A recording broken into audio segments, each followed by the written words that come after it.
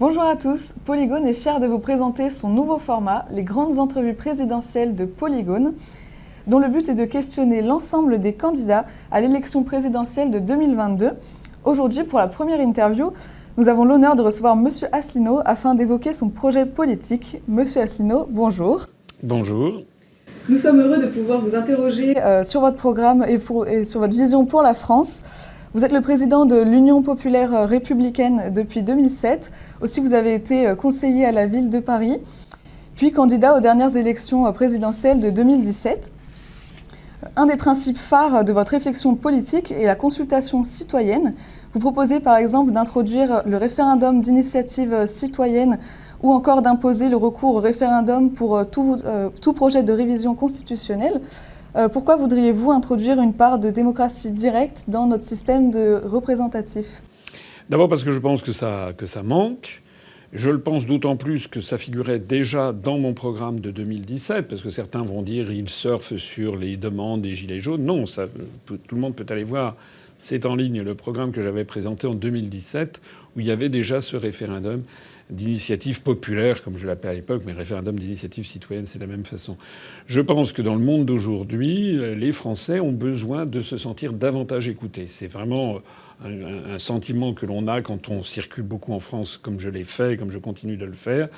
Les Français ont le sentiment qu'ils élisent des responsables à droite, puis à gauche, puis à droite, puis à gauche, et qu'en définitive, rien ne change.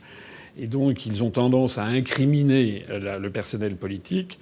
Je ne suis pas tout à fait d'accord avec cette vision des choses. Moi, j'explique par un autre phénomène ce sentiment de perte de démocratie.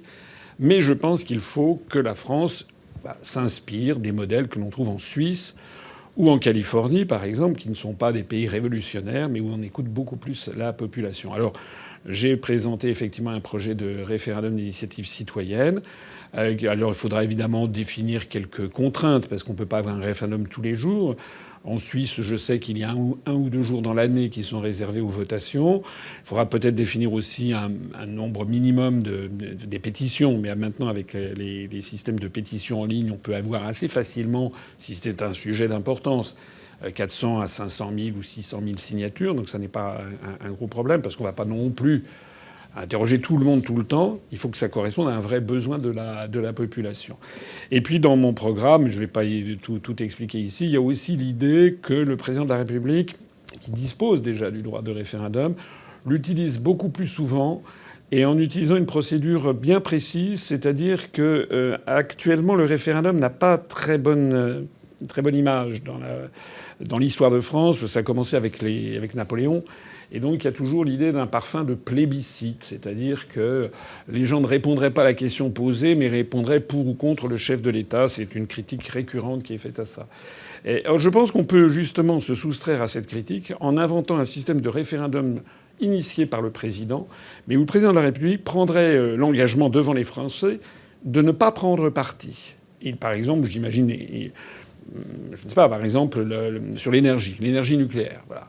Le président de la République pourrait lancer, en tout cas c'est comme ça que je conçois la chose, lancer un débat sur l'énergie nucléaire, et avec un débat qui serait encadré avec des partisans et des opposants qui aient légitimement accès aux grands médias de façon équilibrée, pas qu'il y en ait un plus que l'autre, etc. Et le président de la République, lui, ne prendrait pas position. De telle sorte qu'avec ce système, on ne pourrait pas soupçonner les gens de vouloir voter pour ou contre le président de la République. Simplement, ils voteraient pour la question posée. Et le président serait ensuite légitime pour mener la politique qui aurait été décidée par la nation. Ce qui fait qu'il pourrait aussi avoir la possibilité d'appeler à voter dans un sens. C'est tous les référendums qu'on a eus, c'était ça. Mais dans ce cas-là, si le président appelait à voter dans un sens particulier, et si le corps électoral vote dans l'autre sens, à ce moment-là, il est obligé de démissionner. C'est-à-dire que je voudrais inscrire dans la Constitution ce qu'a fait Charles de Gaulle en 1969, où il a été battu au référendum de 69 sur la régionalisation, et il avait eu 47 et quelques %, il a démissionné. En revanche, je ne veux pas qu'on revoie ce qui s'est passé avec le référendum de 2005, où Jacques Chirac avait appelé à voter oui à la Constitution européenne. 55%, ce qui n'est pas rien, 55%, c'est une large majorité des Français dont moi, ont voté non à la Constitution européenne, et Jacques Chirac est resté en poste comme si de rien n'était. Ça n'est pas bien. C'est tout à fait contraire à l'esprit des institutions voulu par De Gaulle, qui est de donner beaucoup de pouvoir au président de la République, mais avec un ressort de rappel, c'est qu'il vérifie régulièrement qu'il a la confiance du corps électoral français. Et justement, vous parlez donc du président de la République. Vous souhaitez en effet réformer les institutions, sans pour autant abandonner la Ve République. Ça passerait par un certain nombre de mesures, réduction du nombre de parlementaires, un retour au septennat du président de la République, ou encore une réduction de la durée des mandats des députés. Et du coup, selon vous, quelle doit être la place du président de la République, du gouvernement et même du Parlement dans les institutions en général? Alors, vous savez, la France a été la championne du monde du nombre de constitutions. La première qu'on a eue, c'est en 1791, avec Louis XVI qui devenait le roi des Français, et on reconnaissait la souveraineté nationale. Et puis la dernière en date, c'est celle de 1958. Mais il y en a eu tout au long du XIXe siècle, il y a eu des tentatives diverses et variées. Et au cours du XXe siècle, on a eu, au moment après la Seconde Guerre mondiale, il y a eu un premier projet de constitution pour la Quatrième République qui a été rejeté par référendum, qui avait prévu de supprimer le Sénat, et un deuxième projet qui, lui, a été voté, qui a ouvert la Quatrième République. De Gaulle, qui avait quitté le pouvoir le 20 janvier 1946, après être arrivé à la Libération, avait dénoncé ce système de Quatrième République parce qu'il y voyait la main des partis. De fait, la Constitution avait été rédigée par le MRP, la SFIO, etc. Et lui, il voyait ce qu'il pensait être la catastrophe pour la France, le régime des partis. Donc il avait fait un discours à Bayeux le 16 juin 1946, pour être précis, donc entre le premier et le deuxième référendum, où il avait annoncé ce que lui voulait pour une République qui marcherait bien. Et c'est ce qu'il a fait en 1958. Il avait eu, à mon avis, il avait compris des choses. Cette constitution était vraiment très très bien conçue, parce qu'elle correspondait bien non seulement à l'histoire de France, mais au peuple français. Il avait fait une diarchie, comme on l'a dit, c'est-à-dire au sommet deux dirigeants. Un président de la République élu pour 7 ans, qui était, comme le disait De Gaulle lui-même, en charge de l'essentiel. L'essentiel, c'est la survie de la nation. C'est sa stratégie vis-à-vis des grands de ce monde. Ce sont des grands choix stratégiques, par exemple en matière énergétique, ou en matière de développement industriel, ou en matière de développement d'infrastructures. Ça, c'est ou en matière militaire. Ça, c'était le président de la République élu pour 7 ans. Et puis, il y avait un Premier ministre qui, lui, menait, en fonction de l'article 20 de la Constitution, il menait l'action du gouvernement qui conduit la politique de la nation. C'est-à-dire que c'est une époque que vous ne connaissez pas, mais que j'ai connue étant enfant, étant étudiant. Le président de la République, c'était quelqu'un qu'on voyait peu, qui était, sous De Gaulle, qui était un peu inaccessible, qui était un peu comme une espèce de père de la nation, et qui n'intervenait qu'à quelques très grands moments. Et quand le président de la République... Alors c'était magnifié au temps de Gaulle, mais c'était aussi très sensible au temps de Pompidou, de Giscard et de Mitterrand. Lorsque le président de la République prenait la parole, c'était la majesté de l'État et les gens portaient attention, parce que c'était rare, la parole était rare. Et puis, au quotidien, c'était le Premier ministre qui menait la politique et qui, évidemment, se récoltait toutes les oppositions. Mener le char de l'État, ça aboutit à prendre des décisions qui font plaisir à certains, qui déplaisent à d'autres. En plus, le peuple français n'est pas avare de critiques, c'est le moins que l'on puisse dire. Et donc, progressivement, toute l'impopularité tombait sur le Premier ministre, qui avait été conçu un peu comme une espèce de fusible. Voilà. Donc De Gaulle avait bien compris ça. C'était à la fois, il avait compris qu'il y a dans le peuple français profondément un sentiment monarchique. C'est-à-dire que même encore aujourd'hui, dès qu'il y a une grande décision, les gens attendent que le président de la République donne l'impulsion. Voilà. Mais De Gaulle avait compris ça. Il avait compris aussi que les Français aimaient le roi, à condition que ce soit un roi bienfaisant, mais ils aimaient aussi lui couper la tête. Donc il y avait la possibilité, justement, de ces élections tous les 7 ans, et puis la démission, comme je le disais à l'instant, lorsqu'il sentait qu'il n'avait plus le soutien de la population. Tout ceci a volé en éclats avec toute une série de réformes dont j'en retiendrai 2. La première, ce sont les institutions européennes, qui progressivement... Vous connaissez mon discours, on aura l'occasion d'y revenir, je pense. Progressivement, on a vidé de substance le pouvoir qui était le pouvoir propre aux institutions nationales. de telle sorte que maintenant le Premier ministre et le Président de la République passez-moi l'expression, c'est un peu excessif, mais se battent un petit peu comme des chiens pour un os à ronger parce que le pouvoir est parti ailleurs. Le pouvoir est à la Commission européenne, le pouvoir est à la Banque centrale européenne, le pouvoir est à l'OTAN, donc ou dans de grandes institutions internationales comme la Cour européenne la Convention européenne des droits de l'homme ou la Cour de justice de l'Union européenne. Donc il y a une attrition de la réalité du pouvoir en France. Ça, c'est le premier phénomène. Et le deuxième phénomène, ça a été la décision tout à fait saugrenue de Jacques Chirac de créer le quinquennat. De telle sorte que maintenant, on a en fait la durée de l'élection présidentielle qui correspond à la durée de la législature. Avec une curiosité pour les spécialistes de droit constitutionnel, c'est que le président a quand même conservé le droit de dissolution. C'est-à-dire que s'il dissolvait, on pourrait avoir une disjonction des élections législatives et des élections présidentielles qui pourraient mener à une cohabitation. Avant, cette disjonction était quasiment organisée puisque la législature durait 5 ans et le mandat du président de la République durait 7 ans. Ce qui donnait une respiration démocratique. Le problème dans lequel on est arrivé maintenant, c'est que le Premier ministre est devenu une espèce de directeur de cabinet du président de la République. Un petit peu, je vais être méchant, mais un paltoquet. Enfin, quand vous voyez ce pauvre Castex...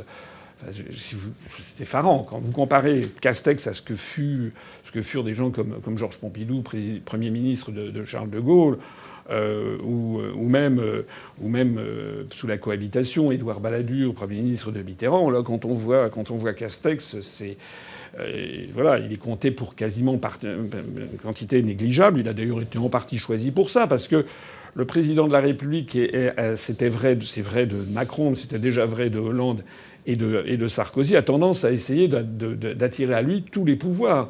Ils n'ont pas bien saisi cette idée très subtile de Gaulle qui était, encore une fois, il fallait que le président de la République se cantonne dans une sphère qui était une sphère absolument stratégique et pas tactique.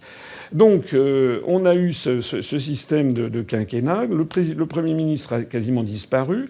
Le président de la République, maintenant, devient un peu comme aux États-Unis d'Amérique. C'est-à-dire, il n'y a pas de Premier ministre aux États-Unis, donc c'est lui qui dirige le gouvernement, en fait, le président de la République. Il se ramasse l'impopularité, il se perd dans une gestion quotidienne, et puis il suffit qu'il tienne des propos malheureux, ou qu'il prenne des décisions malheureuses. Et Emmanuel Macron, de ce point de vue-là, ne nous a pas épargnés par les propos extraordinairement malheureux qu'il a pu tenir. Tout ça, ça rejaillit sur la France. N'est-ce pas? Donc à mon avis, c'est extrêmement mauvais. Et puis, comme les élections législatives arrivent dans la foulée de l'élection présidentielle, eh bien pendant 5 ans, il ne se passe plus rien. Voilà. C'est-à-dire que comme on a un scrutin uninominal majoritaire à 2 tours pour les législatives, en général, enfin, il n'y a pas d'exemple contraire dans l'histoire de France, lorsque les Français élisent un nouveau président dans la foulée. Quand je dis dans la foulée, c'est dans les 2 mois qui suivent. C'est pas dans les 2 ans. Mais dans les 2 mois qui suivent, il y a une espèce d'effet de grâce. Et les Français confirment leur choix. Avec le système électoral, il y a une très grosse majorité en faveur du nouveau président. Ça a été le cas pour Chirac, ça a été le cas pour Mitterrand en 80, ça a été le cas pour Chirac en 95, ça a été le cas pour Hollande, ça a été le cas pour Sarkozy, ça a été le cas pour Macron. Et pendant 5 ans, il n'y a plus aucun moyen pour changer de politique. Voilà. Et donc les Français ont ce sentiment que tout est absolument verrouillé. Alors que le système que je préconise, que vous avez rappelé, c'est de revenir au septennat d'un côté. D'autre part, de réduire d'1 an la législature tous les 4 ans. Ça veut dire qu'un nouveau président est élu, il y a une nouvelle législature, mais au bout de 4 ans, la législature s'arrête alors que le président continue. Et là, si les Français sont mécontents, au bout de 4 ans, ils changent de majorité. Et le président, lui, peut continuer son mandat. À ce moment-là, on est dans une période de cohabitation dont l'histoire récente a montré que les Français, finalement, étaient assez satisfaits, puisqu'il y avait dans ce système de cohabitation, le système droite-gauche, ça plaisait un petit peu aux Français. Alors certains ont décrié ces épisodes qui ont tendance un petit peu à ralentir les décisions de l'État, mais il y a quand même un mérite, c'est de donner l'impression qu'il y a une équipe qui est l'équipe de France qui est à la tête. Selon vous, le rôle du Parlement, du mandat de législature, c'est on va dire de trancher, par exemple au bout de 2 ans, si les Français ne sont pas forcément contents du travail qu'a fourni le président de la République, ça va être leur moyen de juger.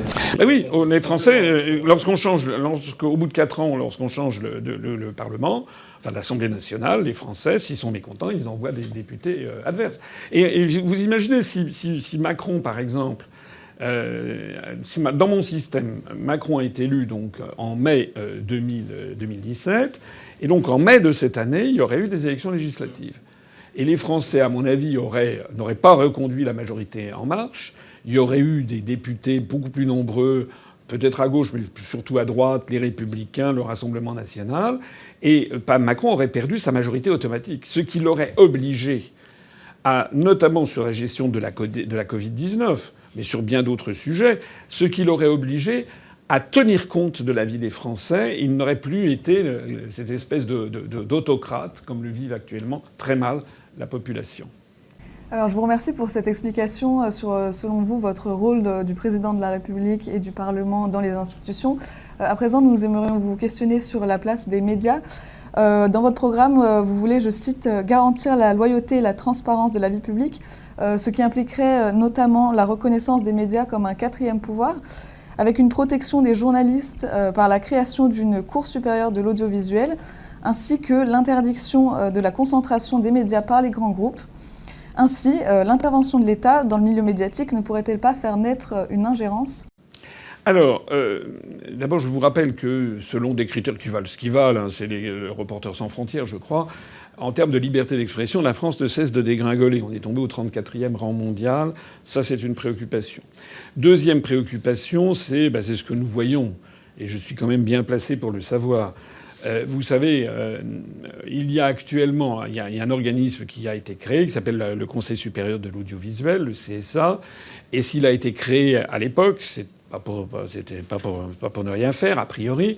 C'était pour veiller à ce qu'il y ait une certaine transparence dans l'octroi des temps d'antenne aux différents partis politiques au moment des élections. Bon. En réalité, ce Conseil supérieur de l'audiovisuel n'a pas vraiment de pouvoir d'injonction.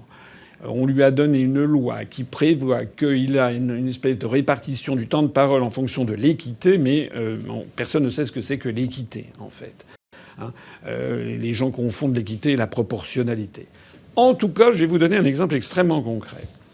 Pour ce qui me concerne, j'ai obtenu un petit peu moins de 1% des suffrages en 2017, mais dans des conditions très particulières. M. Macron a fait 23 ou 24% dans des conditions très particulières aussi, puisque en 2017, jusqu'à ce que j'aie les 500 parrainages, j'ai eu une couverture médiatique égale à 0. Et ensuite, pendant un mois et demi avant le premier tour, ce qui est beaucoup trop tard, vous savez qu'il y a ce qu'on appelle la cristallisation de l'opinion. Donc les gens, d'un seul coup, ont découvert un mois avant le premier tour quelqu'un qu'ils ne connaissaient pas. Il était tout à fait trop tard pour faire un score important. Mais pendant le mois qui a suivi, donc juste avant les élections, j'ai eu droit à peu près 0,8% du temps de parole. Et en plus, avec des journalistes qui me traitaient comme si j'étais condamné, comme si je devais passer devant un tribunal. On me traitait de complotiste, de conspirationniste. On ne parlait jamais ni de mon programme ni de mes analyses. Donc ça, c'est ce que j'ai vécu. Au même moment, M. Macron... Alors, je précise au passage que j'avais auparavant créé l'UPR en 2007, en mars 2007. Vous avez eu la gentillesse de le rappeler. Et donc en 2017, c'était 10 ans après. Et entre-temps, on s'était présenté à des élections. Notamment, on s'était présenté aux élections régionales où on avait fait entre 0,5 et 1,5% des suffrages, ce qui n'était pas beaucoup. Mais encore une fois, quand on n'est pas médiatisé, les gens ne votent pas pour vous. Mais ce qui n'était pas rien. Or, M. Macron, lui, en 2016-2017, a bénéficié, selon les calculs officiels du CSA, de 24% du temps de parole. Alors qu'il ne s'était présenté à rien. Il n'avait jamais été candidat. Moi, on me dit, vous avez fait que 1, et quelques %. Mais M. Macron avait fait 0. Voilà. Et donc, malheureusement, vous le savez sans doute, si vous vous intéressez aux questions politiques, il y a une martingale qui a été découverte aux États-Unis dans les années 50, 60, c'est que le résultat dans les urnes est étroitement corrélé au temps de parole que vous avez dans les médias. Temps de parole qui est à la fois le temps de parole que vous avez quand vous parlez, mais aussi lorsque les commentateurs parlent du candidat. par exemple, en 2017, non seulement j'ai eu 0,8% du temps de parole, mais de surcroît, il n'était jamais question de moi lorsque tous les jours, vous savez, sur toutes les chaînes de radio, de télé, on parlait les échos de campagne et bien, jamais. On disait toujours, c'était toujours entre les mêmes.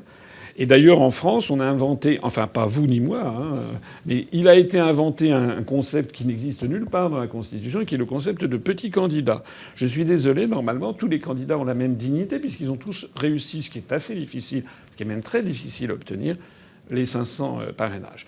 Lorsque j'étais enfant, je me rappelle, c'est vraiment des souvenirs lointains, parce que c'est en 1965, donc j'avais eu 7 ans, il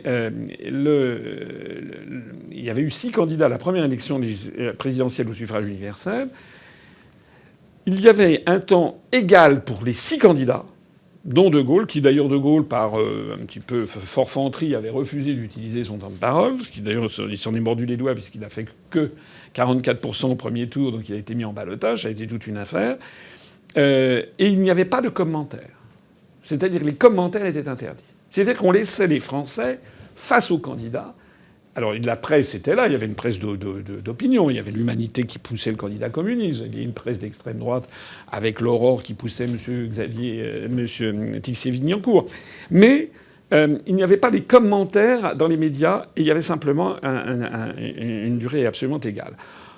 C'est peu dire qu'on n'est plus dans le même monde. Vous avez vu ce qui vient de se passer. Ça fait maintenant des mois, ça fait environ 4 ou 5 mois, que M. Zemmour a une couverture médiatique absolument hallucinante, en particulier par CNews, ce qui alimente les rumeurs qui sont fondées sur le fait que M. Bolloré, qui est le propriétaire de CNews, a décidé de sa propre initiative de promouvoir M. Zemmour.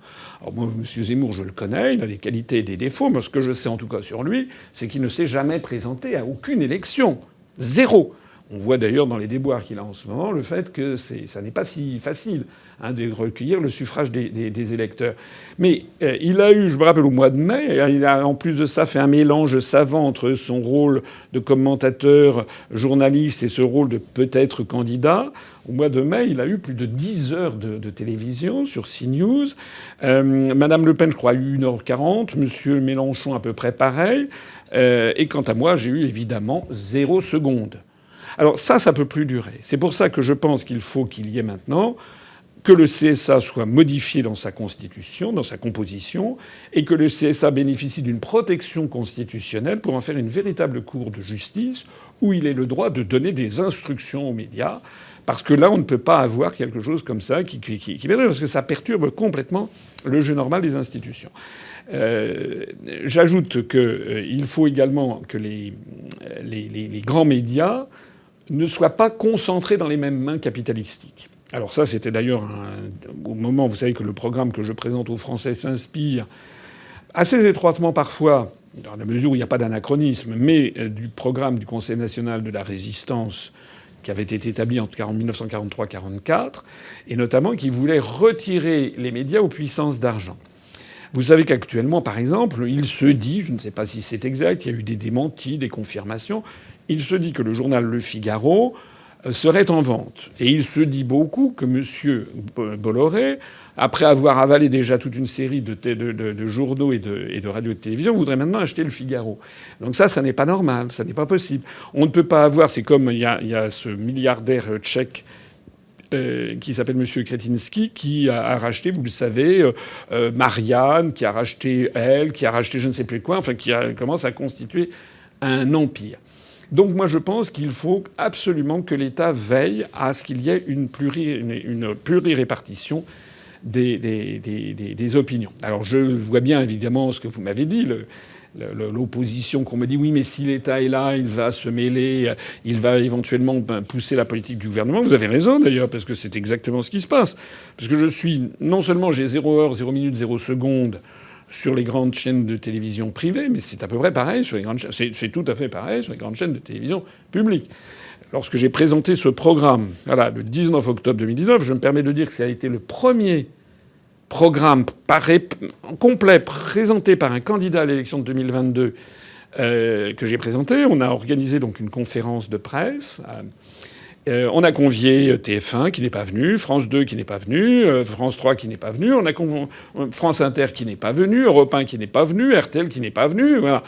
Et on a même invité France Info. Et France Info, qu'un de mes collaborateurs a eu au téléphone, la personne qui l'a eu au téléphone m'a fait savoir que ça ne les intéressait pas et qu'ils ne sont pas venus. Or, je rappelle quand même que France Info, France Inter sont payés par le contribuable et que... Alors, je sais que je n'ai pas une audience énorme, mais dans la mesure où j'ai quand même été candidat à l'élection présidentielle en 2017 et que je présente un programme, c'était leur devoir de venir rendre compte. Voilà. C'est que pour ça que je pense qu'il faut... Alors ça ne me concerne pas que moi d'ailleurs, hein. J'ai l'impression d'être au bureau des pleurs. Mais vous avez des candidats qui sont peu connus. Hein, par exemple, en 2017, M. Cheminade était peu connu, Mme Artaud peu connue, M. Poutou peu connu, même M. Dupont-Aignan n'était pas très connu. Et je pense qu'il faudrait, M. Lassalle, je pense que les gens qui ne sont pas très connus devraient bénéficier, ça serait ça le principe d'équité, d'un petit peu plus de temps de parole que les autres pour qu'on les connaisse mieux. Parce qu'aujourd'hui, qui ne connaît pas Mme Le Pen ? Faut vraiment, enfin, je veux dire, ou alors vous êtes caché dans une grotte depuis 20 ans pour ne pas connaître Mme Le Pen. Qui ne connaît pas M. Macron ? On les connaît tous archi par cœur. M. Mélenchon le connaît, tout le monde. En revanche, il y a des candidats. Par exemple, en 2022, si Fabien Roussel est candidat, si je suis candidat comme je le pense, eh bien que nous, on ait un petit plus. Ça serait ça l'équité, comme le commerce équitable. Le commerce équitable consiste à donner plus d'argent aux producteurs de cacao de Côte d'Ivoire que ce que normalement il aurait avec le jeu normal des forces du marché. C'est ça l'équité, c'est un principe théologique. Hein. Donc vous, c'est là-dessus que vous baserez du coup cette idée-là des médias sur l'équité. Oui, je pense qu'il faut absolument... Mais j'aimerais juste rebondir sur la question des relations internationales. Après, vous parlez de l'OTAN. Mais simplement, moi, je voulais vous demander, vous voulez donc sortir de l'OTAN, on verra plus en détail avec Maël. Vous voulez pratiquer ce qu'on appelle en droit international la politique erga omnes. Comment comptez-vous assurer la défense française ? Parce que vous proposez par exemple de monter la part du budget accordé à la défense à 3%, mais face aux nouveaux enjeux internationaux. Par exemple l'opération Barkhane, l'opération Chamal, même face à des acteurs comme les États-Unis, la Russie, la Chine. Comptez-vous vous appuyer sur la seule défense française ou bien est-ce que vous comptez entreprendre la construction d'une défense qui serait par exemple européenne ou bilatérale ou autre ? Alors, il y a beaucoup de questions dans tout ça. D'abord, il y a un petit point que je me permets de dire. Je fais un petit peu ma promotion, parce que je ne peux pas compter sur les grands médias du pays pour le faire. Je me permets de rappeler que, vous l'avez dit en préambule, mon parcours, j'ai à la fois... je suis vice-major de l'ENA, je suis sorti à l'Inspection générale des finances, j'ai travaillé au ministère des Finances, donc j'ai quand même de bonnes connaissances sur les questions monétaires, notamment l'euro, financière, commerce extérieur.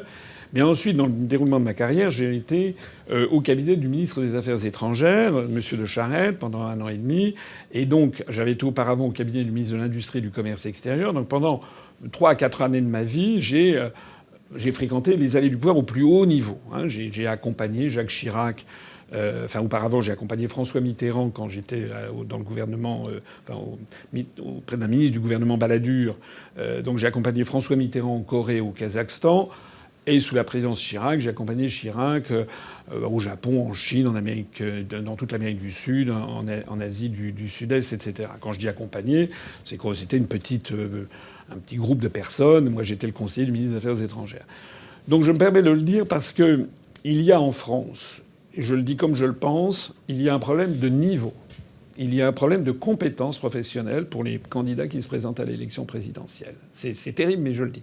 Et je le dis d'ailleurs d'autant plus que vous avez vu que M. Zemmour a fait un livre, un ouvrage, dans lequel il avait raconté ce passage assez incroyable, où il a un déjeuner, je crois, avec Xavier Bertrand, et Xavier Bertrand lui avoue « Je ne suis pas au niveau de la présidentielle, mais de toute façon, je ne suis pas le seul, donc je m'en fiche, les autres, c'est comme moi. » Non, M. Bertrand a pris son cas pour une généralité. Il y a parmi les candidats à l'élection présidentielle telle que ça se dessine en 2022, il n'y a pas beaucoup de monde qui est, je dirais, il n'y a pratiquement personne qui ait ma compétence professionnelle, qui connaisse ce dont il parle, sauf peut-être Michel Barnier, qui a été pendant 17 ans aux affaires européennes, aux affaires étrangères, qui a été commissaire européen et qui sait de quoi il parle. Je note d'ailleurs que M. Barnier, à la stupéfaction générale, au début septembre, a expliqué, s'agissant de la question migratoire, qui est un sujet évidemment qui est extrêmement clivant et qui mobilise beaucoup l'attention des Français, M. Barnier, qui est pourtant réputé comme étant un grand Européen, M. Barnier a fait sensation, vous rappelez-vous, en disant que pour régler la question migratoire, il fallait instaurer un moratoire de 5 ans, et que pour que ce moratoire de 5 ans, c'est-à-dire pas d'immigration pendant 5 ans, pour que ça ait lieu, M. Barnier a dit qu'il fallait se soustraire à plusieurs articles des traités européens, à la jurisprudence de la Cour de justice de l'Union européenne et à certains articles de la Cour européenne des droits de l'homme. C'est-à-dire qu'il a dit exactement ce que je ne cesse de dire depuis 14 ans. Alors ça fait sensation, après ça tout le monde lui est tombé dessus, bien entendu. Donc maintenant il en parle, semble-t-il, un petit peu moins. Mais il a dit la vérité à ce moment-là. Et moi ce que je trouve, mais je vais répondre à vos questions dans un instant sur les questions internationales, mais c'est vraiment la première chose qu'il importe, que les Français devraient se poser comme question, ben c'est comme un employeur qui embauche une recrue. Là les Français devraient non pas écouter les beaux parleurs, ils devraient se dire est-ce que ce monsieur ou cette dame, déjà, quel est son pédigré ? Est-ce qu'il a la compétence professionnelle ? Qu'est-ce qu'il a fait dans sa vie ? Qu'est-ce qu'il a fait dans sa vie qui va lui permettre de parler avec autorité au président chinois, au président russe, au président américain ? Qu'est-ce qu'il connaît du droit international, de la Constitution ? Je rappelle que, selon la Constitution française voulue par De Gaulle, dont on parlait au début de cet entretien, il a bien précisé que dans les quelques pouvoirs qui sont mentionnés au président de la République, il est le garant de l'indépendance nationale et du respect des traités. C'est-à-dire que le respect des traités, la connaissance approfondie des traités, et notamment des traités européens, devrait être vraiment un axe cardinal sur lequel les Français devraient s'interroger quand ils voient les candidats défiler. Moi, en 2017, il se trouve que j'avais, à plusieurs reprises, dans des émissions, cité des articles des traités. Et j'avais du coup été brocardé en disant oh oui, c'est le type qui est là, qui parle des traités, etc. Comme si j'avais été un professeur nimbus. Mais c'est incroyable si vous y réfléchissez. Si vous y réfléchissez, ce que l'on me reprochait, c'était de trop bien connaître la fonction que je briguais. On ne peut pas élire des gens qui ne connaissent rien aux traités, et notamment aux contraintes des traités européens. Alors sur les questions internationales, et pour répondre à votre question directement, la France est actuellement la 6e ou 7e puissance économique mondiale. Ça décline. Ça décline depuis une vingtaine d'années. Mais il y a encore des beaux restes. Bon, ça c'est le premier point. Le deuxième point, c'est qu'on a un des 5 sièges permanents au Conseil de sécurité des Nations Unies, que d'ailleurs l'Union européenne veut essayer de nous piquer, et l'Allemagne pour qu'on en fasse un siège commun. On a également la peut-être 4e force nucléaire mondiale. On a une des 2 langues de travail de l'ONU, le français. On a une langue qui est parlée sur les 5 continents. On a la 2e zone économique exclusive sur Terre, maritime. On a quand même de très nombreux atouts. On a une image, un rayonnement international. On a un réseau diplomatique qui est un des plus grands du monde avec celui des États-Unis. Si la France est trop petite par rapport au monde d'aujourd'hui, alors comment font, il y a 193 États aux Nations Unies, comment font tous ceux les 170 ou 180 qui viennent après nous? Ils font comment? De ce point de vue-là, du coup, est-ce que vous mettrez, on va dire, la défense qui serait exclusivement française, ou alors est-ce que vous prévoyez, comme je l'ai dit, la construction d'une défense qui serait européenne ou même bilatérale? Non. Il y aura comme font tous les peuples, c'est-à-dire une défense nationale. Bon. J'ai pas tout à fait terminé ce que je voulais dire. On a des exemples de pays beaucoup plus petits que nous qui sont indépendants et qui comptent le rester. Allez suggérer à l'État d'Israël de fusionner avec les 26 pays alentours. Vous croyez qu'ils vont être contents? Allez proposer la même chose à Singapour. Singapour, c'est grand comme la moitié de l'Île-de-France. Et ces 6 millions d'habitants, ils ont un niveau de vie supérieur au nôtre et qui croient plus vite, etc., etc. Donc, la taille n'est pas la preuve de la puissance, en tout cas du niveau de vie. Mais par exemple, pour prendre l'exemple d'Israël, c'est un tout petit pays qui a une force militaire considérable. Alors moi, je ne veux pas... C'est une comparaison qui ne vaut pas forcément raison. Mais quand je propose de remettre à 3% le budget des armées, c'est tout à fait raisonnable. Je rappelle qu'en 1962, alors il est vrai qu'on était au moment de ce qu'on appelait les événements d'Algérie, mais le poids du ministère de la Défense dans le budget de l'État à l'époque, et ça devait être quelque chose, d'à peu près de 11%, 11 à 12%. Alors que là, il s'agit de le mettre à 3% parce qu'il est tombé à 1,5%. Il s'agit d'avoir une défense indépendante et nationale. Mais il ne s'agit pas de s'isoler. Parce que ça, c'est une critique qui nous est faite. Oh, vous voulez sortir de l'Union européenne, vous voulez refermer la France sur elle-même. Mais c'est absurde. Qui a jamais dit ça? Est-ce que la France, dans son histoire, a jamais été refermée sur elle-même? Non, la France, elle est située à l'ouest du continent européen. C'est une terre de carrefour. C'est pour ça qu'il y a les grandes migrations estivales du temps où il y avait du tourisme, avant la Covid. Les Scandinaves, les Néerlandais, les Allemands qui traversent la France pour aller sur la Costa Brava en Espagne, etc. Donc on a, et ça remonte, c'était le même chemin qu'avaient parcouru les Vandales au moment des grandes invasions. Donc la France est une terre de carrefour. La France, donc, elle doit rester ouverte vers le reste du monde. Le meilleur exemple, c'est celui de la Grande-Bretagne. La Grande-Bretagne, avec le Brexit, est sortie le Royaume-Uni est sorti de l'Union européenne. Est-ce que le Royaume-Uni s'est refermé sur lui-même comme la Corée du Nord? Non, pas du tout. Au contraire, le Royaume-Uni a nous des relations bilatérales avec tous les pays du Commonwealth, notamment. Et le Royaume-Uni a réussi quand même un coup de maître diplomatiquement il y a un mois, avec cette alliance États-Unis, Royaume-Uni, Australie, AUKUS, avec cette fameuse affaire des sous-marins. Vous voyez donc un pays comme le Royaume-Uni qui est en train de redevenir, alors bien sûr moins puissant certainement que les États-Unis d'Amérique ou que la Chine, mais qui a retrouvé son indépendance stratégique. Ce qui ne veut pas dire, comme le montre l'exemple du Royaume-Uni, qu'on ne peut pas faire des alliances. Oui, nous voulons du coup justement rebondir sur le fait que vous prônez une indépendance de la France sur la scène internationale. Vous proposez notamment le retrait de la France de l'OTAN. Je me permets de préciser que vous voulez sortir complètement de l'OTAN et non pas seulement du commandement intégré. Ainsi, cela ne renforce-t-il pas les divisions déjà existantes au sein de cette institution? Alors, ce n'est pas moi qui ai dit, c'est M. Macron, président de la République, et qui a dit, il y a 1 an et demi, 2 ans, qui a dit que l'OTAN était en situation de mort cérébrale. Quand vous avez un chef d'État qui dit d'une structure à laquelle on appartient que c'est en situation de mort cérébrale, on devrait en tirer des conclusions. C'est la première chose. La deuxième chose, c'est que, effectivement, sur la scène politique, je suis le seul, je crois, à proposer la sortie de l'OTAN. Peut-être Mélenchon qui propose la sortie de l'OTAN, mais ça n'est pas clair, puisque lui veut rester dans l'Union européenne. Or, l'article 42, excusez-moi, je cite les articles, mais l'article 42 du traité de l'Union européenne place la défense, la politique étrangère de sécurité et de défense de l'Union européenne sous l'autorité de l'OTAN. Donc il est totalement incohérent de vouloir rester dans l'Union européenne avec une politique étrangère commune et de défense sous l'autorité de l'OTAN et vouloir sortir de l'OTAN. En 1966, De Gaulle a fait sortir la France du commandement militaire intégré. Ça veut dire quoi? Parce que ça, c'est une autre phrase que j'entends régulièrement. C'est tout à fait exact. Mais en 1966, d'abord, il y avait une Europe des 6. Elle était petite.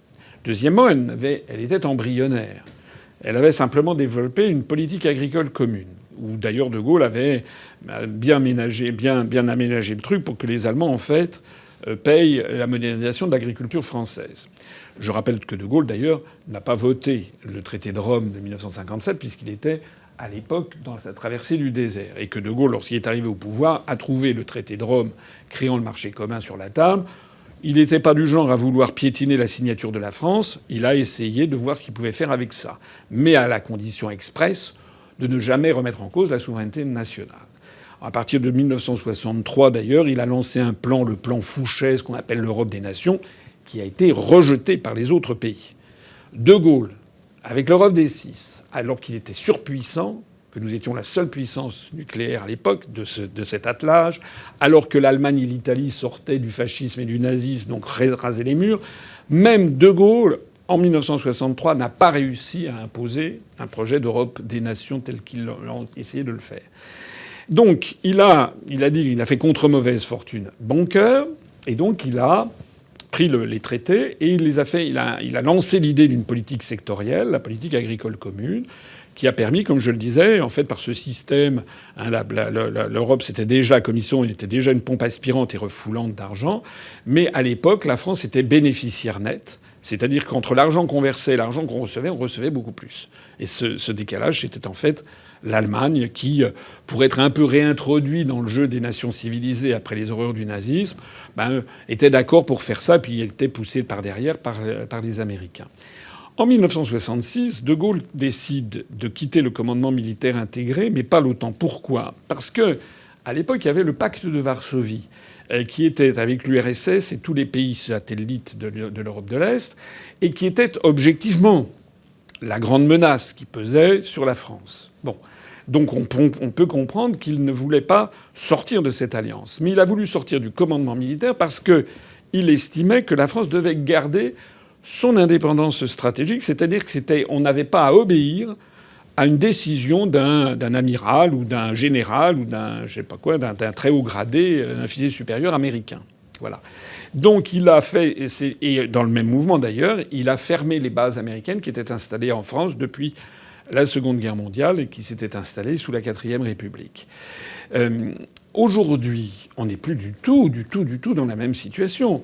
Aujourd'hui, d'abord, il n'y a plus l'Europe des 6, c'est l'Europe des A27, premièrement. Deuxièmement, il y a eu des quantités de traités qui sont arrivés derrière, et au premier rang desquels, le traité de Maastricht qui crée une politique étrangère de sécurité et de défense dont je parlais tout à l'heure. C'est-à-dire qu'il a été convenu que la politique étrangère française ne serait plus indépendante, qu'elle serait soumise à cette Europe fédérale qui ne dit pas son nom, mais il s'agit bien de construire une Europe fédérale. Et donc, dans ce cas, et comme je l'ai dit à l'instant, cette politique étrangère est placée sous la tutelle de l'OTAN par l'article 42. Dans ces conditions, Nicolas Sarkozy, en 2008-2009, je ne sais plus, je ne me rappelle plus exactement, a décidé que la France devait réintégrer le commandement militaire intégré de l'OTAN, qu'on avait donc quitté en 1966. Et d'une certaine façon, moi je ne peux pas donner tort à Nicolas Sarkozy. Enfin, moi je n'aurais pas fait ça, mais je ne peux pas lui donner tort parce que c'est logique. Parce que vous ne pouvez pas être dans une alliance militaire et dans une alliance politique et économique et tous azimuts avec l'Union européenne, dont la politique de défense est placée sous l'autorité de l'OTAN, et refuser, vous êtes membre de l'OTAN et refusez par ailleurs de participer au commandement militaire intégré, parce que vous ne pesez plus rien. Au moins, si on est dans le commandement militaire intégré, vous pouvez avoir des officiers supérieurs français qui participent à l'élaboration des prises de décision. Donc c'est une logique. L'autre logique, c'est celle que je défends, c'est celle qui consiste à dire l'OTAN est en mort cérébrale, M. Macron l'a dit lui-même, l'Union européenne de toute façon finira par exploser. Cette Union européenne ne nous permet pas de défendre nos intérêts nationaux. Elle nous pousse au contraire vers la guerre, j'insiste, parce que beaucoup de gens croient l'Europe c'est la guerre, c'est l'appel. Oh non, l'Europe c'est la guerre. Il y a un exemple tiré de l'actualité la plus brûlante. Je vois qu'en ce moment, je crois que c'était hier, il y a la présidente de l'île de Taïwan qui est en visite dans les pays baltes et qui a appelé les pays reçus en grande pompe par les dirigeants estoniens, lettons, lituaniens, qui appellent l'Europe à défendre l'indépendance de Taïwan face à la Chine. Est-ce que nous, les Français, on veut vraiment ça ? Est-ce que vous êtes prêts, votre génération, à mourir pour assurer l'indépendance de Taïwan ?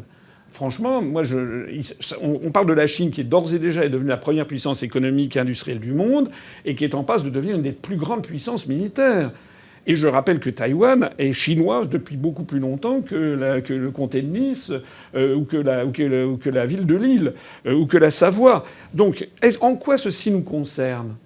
Il se trouve que si Madame la présidente de Taïwan est allée en Lituanie, Lettonie, Estonie, c'est parce que ces pays qui ont subi le joug du communisme sont extrêmement anticommunistes. Ils nous opposent d'ailleurs, ils sont à la pointe de l'antagonisme vis-à-vis de la Russie. Et on touche du doigt ici l'un des problèmes essentiels de la construction européenne, c'est que les États qui sont liés dans cet attelage n'ont pas les mêmes intérêts. La France...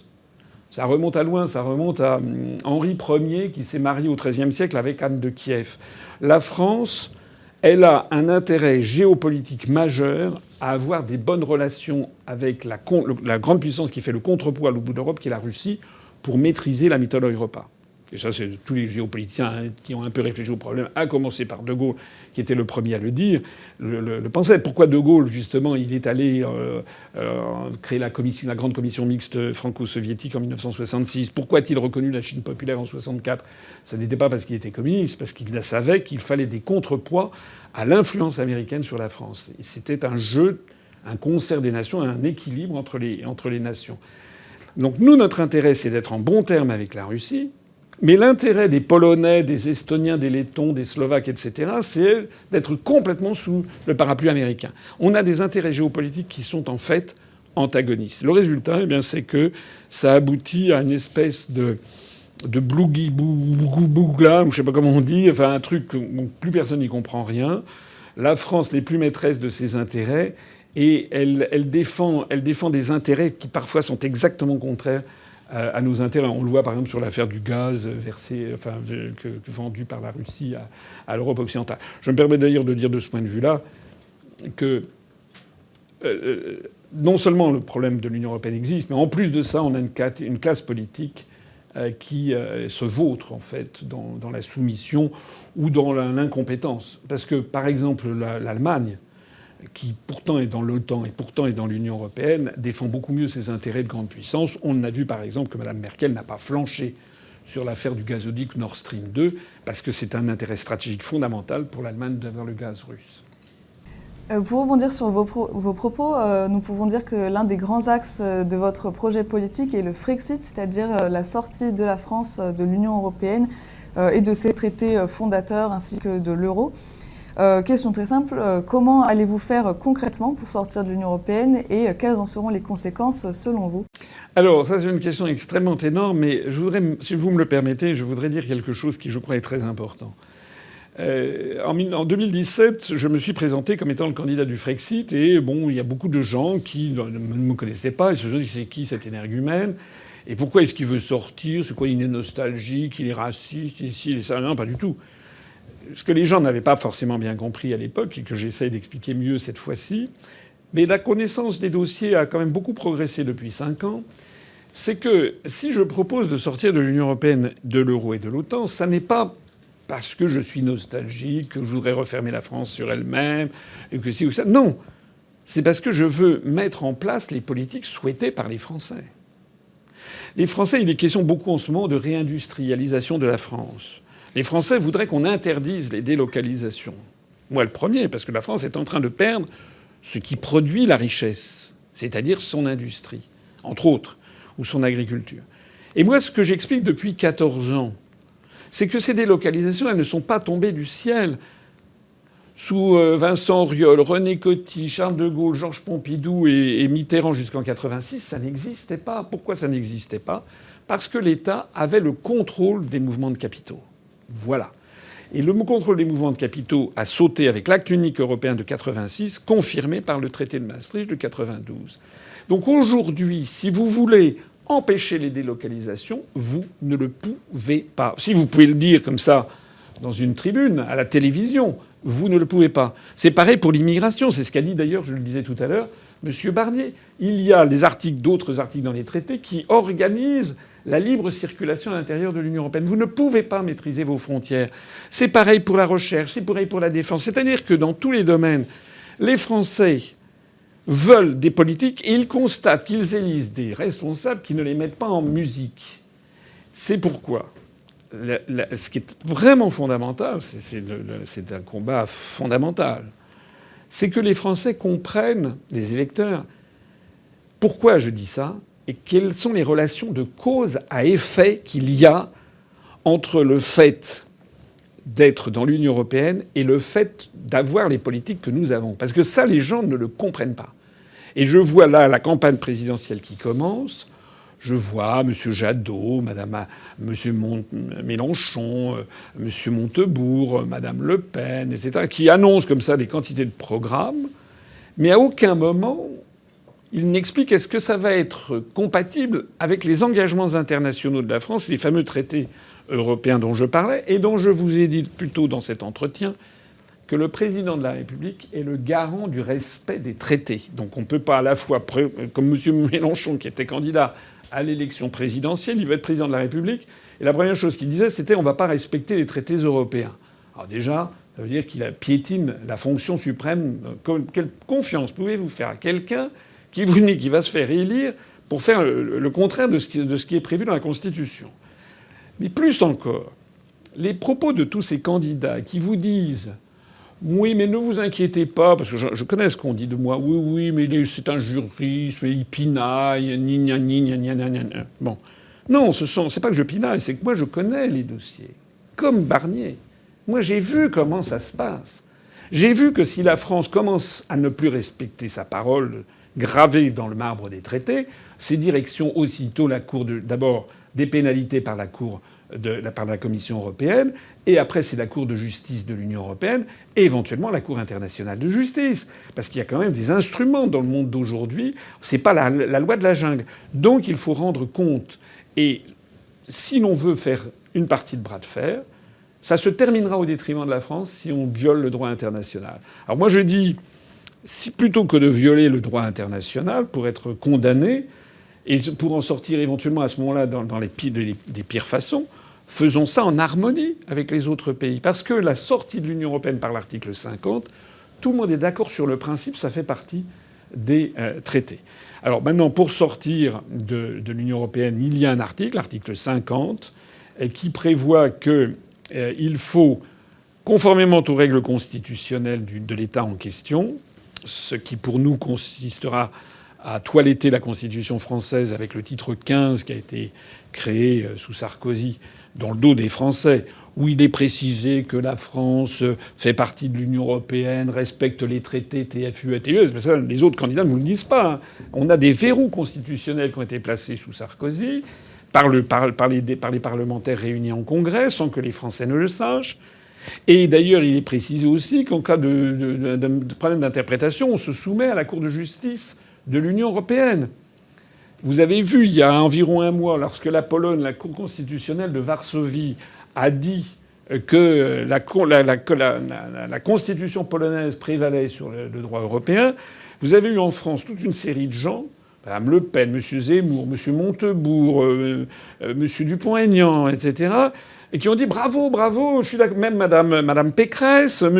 Xavier Bertrand, tout le monde. Tous ceux qui font un peu profession de souverainisme se sont dit très bien, c'est ce qu'il faut. Mais c'est vraiment se moquer du monde. D'abord, quelles en sont les conséquences un mois après? Pour l'instant, la Commission a imposé une amende. Vous avez remarqué qu'on n'en parle plus. Bon. Et la réalité, c'est que nous avons une constitution qui nous fait obligation de respecter la Cour de justice de l'Union européenne. D'ailleurs, imaginez que la France fasse prévaloir sa constitution française sur le droit européen.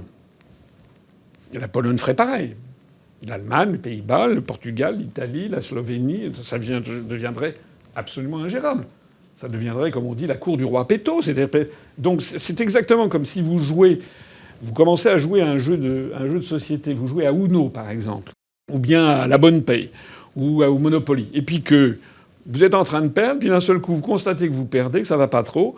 Ben vous décidez, non, moi j'impose mes propres règles. Donc là, je passe par la cache-prison, non, je n'y vais pas. Là, je tombe sur un hôtel avenue Foch, là je parle du Monopoly, mais je ne vous paye pas parce que c'est moi qui fixe les règles. Ça se termine évidemment en pugilat général. Donc, quand vous êtes dans un contexte comme l'Union européenne, soit vous y êtes, soit vous n'y êtes pas. C'est comme un club d'amis. Voilà, vous ne pouvez pas faire autrement.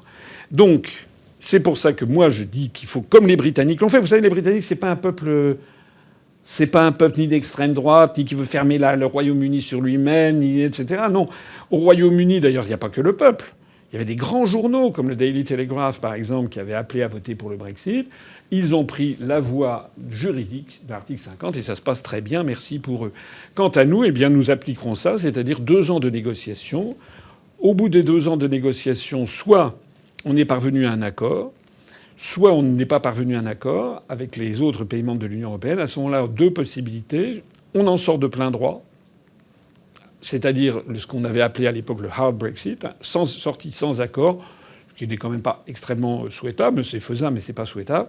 soit on prolonge de quelques mois pour obtenir un accord. Mais à partir du moment où le Royaume-Uni est déjà passé par là, il a d'une certaine façon un petit peu défriché les problèmes. Alors on a bien compris votre position sur l'Union européenne. Simplement juste une dernière question très rapide sur la jeunesse. Donc on aimerait évoquer donc la place de la jeunesse dans la vie politique. Et lors par exemple des dernières élections régionales, il y avait près de 90% des 18-24 ans qui ne sont pas allés voter. Alors simplement en quelques mots, pour conclure, comment comptez-vous mobiliser une génération désenchantée par la politique et quel message souhaiteriez-vous apporter à la jeunesse en quelques mots? Alors, c'est toujours difficile de parler parce que la jeunesse, c'est pas forcément un concept parfait. Il y a des jeunes différents, c'est comme il y a des vieux différents. Je connais des jeunes qui sont comme vous, d'autres qui sont extrêmement différents de vous, qui pensent des choses totalement différentes. Donc c'est toujours un concept un petit peu difficile. Mais cela étant, vous avez quand même raison sur un plan, c'est que il y a dans les jeunes générations une espèce de morosité, de tristesse, d'un peu d'absence d'avenir. Est-ce que vous avez remarqué quand est-ce que les jeunes se mobilisent souvent? C'est souvent en matière sportive. La Coupe du monde de foot, les Jeux olympiques, ça leur plaît. Et c'est le moment où on sort le drapeau bleu, blanc, rouge. Il n'y a pas d'exemple dans l'histoire de l'humanité d'un pays qui se redresse, si ce n'est sur l'amour de la patrie. L'amour des gens, de vos ancêtres, de vos parents, de vos grands-parents, de tous ceux. Nous sommes les héritiers d'un pays extraordinaire. Et malheureusement, on explique aux jeunes Français, quand je dis jeunes Français, je ne parle pas... c'est pas une conception ethnique, c'est une conception citoyenne. À l'UPR, le parti que j'ai créé, nous avons beaucoup de jeunes Français d'origine étrangère, d'origine du Maghreb, d'origine d'Afrique, d'origine d'Asie, etc. Beaucoup qui apprécient beaucoup le discours que l'on tient. C'est un discours de fierté dans la France, de croyance dans la France. La France est un immense pays, et ils le savent. Moi, j'ai eu la chance d'avoir vécu à l'étranger. J'ai passé 1 an et demi de ma vie au Japon. Je suis allé dans 95 pays du monde. Je ne suis pas du tout un esprit fermé, étriqué, au contraire. Et je sais ce que les peuples du monde attendent de la France. Ils attendent une France rayonnante, une France qui apporte quelque chose au monde, qui ait confiance en elle-même. Ils n'attendent pas que la France soit une espèce de sous-produit des États-Unis. Pourquoi est-ce qu'on a, par exemple, une industrie militaire qui a été très importante ou une industrie nucléaire? Parce que les clients, que ce soit les pays du monde arabe, la Chine, etc., ils voulaient acheter un autre producteur que les États-Unis pour avoir une autonomie. Donc la France doit être elle-même. Et je peux vous assurer que le jour où on sera sorti de l'Union européenne, sorti de l'euro, sorti de l'OTAN, et que la France retrouvera confiance en elle-même, et puis fierté aussi dans son chef d'État. Pas un chef d'État qui est faible avec les puissants et impitoyable avec les petits, parce que c'est ça qu'on a avec Macron. C'est quelqu'un qui est complètement carpétoïde, avec des gens comme la Big Pharma, avec des gens comme le président des États-Unis, etc. Mais en revanche, qui impose une volonté autocratique sur le peuple français. Ça, les Français ne veulent pas. Et ça remonte pas à Macron, ça remonte à Saint-Louis. Si Saint-Louis a été canonisé, c'est parce que le roi de France prenait la défense du petit peuple face aux grands féodaux. Les grands féodaux de notre époque, ce sont les grands industriels, l'oligarchie euro-atlantiste, etc. Les Français, ils ont besoin d'avoir un chef d'État dans lequel ils aient confiance, parce qu'ils savent que ce chef d'État-là, il va se battre d'abord et avant tout pour la France, le niveau de vie des Français, la liberté et le bien-être du peuple français, tout en étant extrêmement ouvert vers l'étranger, exactement ce qu'avait fait d'ailleurs Charles de Gaulle dans les années 60. Et ben, merci à vous, Monsieur Asselineau, pour vos réponses à nos questions. L'intégralité de l'interview sera disponible sur YouTube ainsi que sur l'ensemble de nos réseaux sociaux. Merci en tout cas à vous. Merci. Merci.